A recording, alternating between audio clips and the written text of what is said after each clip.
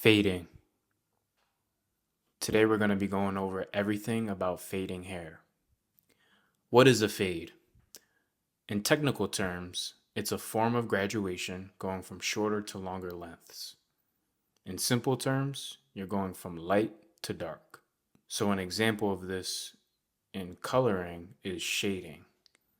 You're going from light to darker. So when you're fading, you have two types of general fading structures: compressed and stretched. The compressed fading structure is basically a tighter blend where it goes from light to dark, but the transition area is very small and minimal. The stretched fading structure is a more gradual and seamless blend. You have more room to work with, and you're stretching that blend, elongating it. I personally prefer stretched blends more just because it grows out nicely and it also just looks better in my opinion. Now there are times where I will do a compressed blend depending on the type of fade, and we'll touch on that next. So this is a real life example. We can see in this picture, this fade is very compressed and tight, a very small transition area. And then in this picture, we have a more stretched, more elongated fade. It's more spread out and it's more gradual. Types of fades. Typically, we're only going to be dealing with three types of fades: low, mid, and high. As depicted by the picture shown here, we can kind of see the low one stays below the occipital bone. The low fade usually complements the person's head shape and is very, very low. The mid fade is usually right around the middle mark of the head. And the high fade is like a typical exaggerated fade all the way up at the top of the head. Now for each of the fades that you do, you can customize each fade by adding a dropping effect in it. This kind of goes into head shape that we'll touch on soon. So when you're fading, you'll find that thin hair is very sensitive. So if you treat thin hair as if it's thick, the fade will be much more difficult to complete. Thick hair typically fades easier. You have much more room to work with because the hair is very thick and coarse. So this is an example of a thin hair fade. You can see the hair is very sparse. And this is a picture of a thick hair fade. We can see the hair is very thick. The fade pops out. It's prominent. C-cups. All a C-cup is the curved lineup on the temple.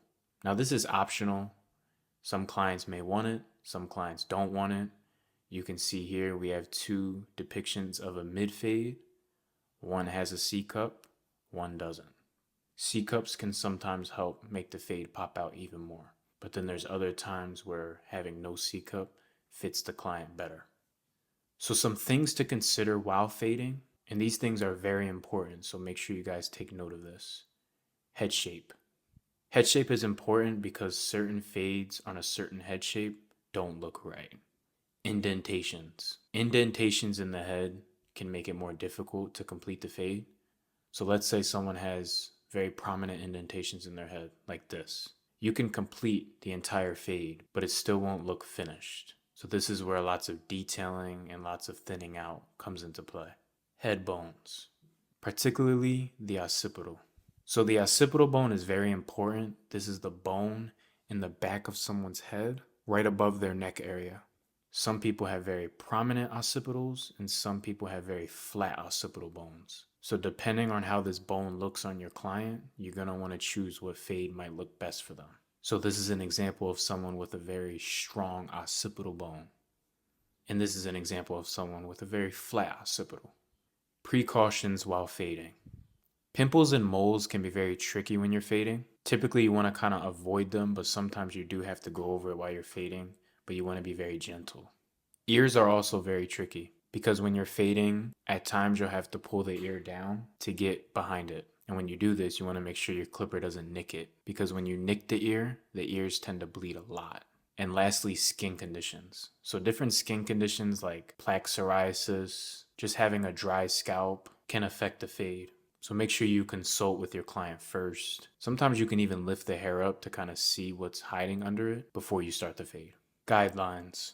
As a beginner, the easiest fading method to use is using very prominent and strong guidelines. Guidelines help you keep track of your work, and they help you remember where you're at in the process. Guidelines help you stay neat so that you don't get lost in the fade. And as a beginner, this is the best and safest method to use.